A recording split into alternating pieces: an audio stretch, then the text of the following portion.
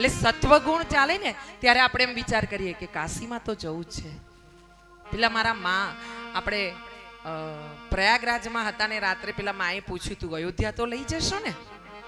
મારી માડીએ પૂછ્યું તું કેમ, એનામાં સત્વગુણ હતો, સારો ગુણ હતો, એટલે એને પૂછ્યું અયોધ્યા તો લઈ જશો ને. એને ભૂખ હતી રામજીને મળવાની, એટલે એ રોકી નહીં શક્યા બધાની વચ્ચે. એને પૂછવા લાગ્યા મને અયોધ્યા તો લઈ જશો ને, કેમ હવે પછી ક્યારે માં આવે અને મારા રામને મળે. હા, એટલે માડીએ પૂછ્યું સત્વગુણને લીધે અયોધ્યા લઈ જશો ને. હા માડી, અયોધ્યા દર્શન કરાવશું.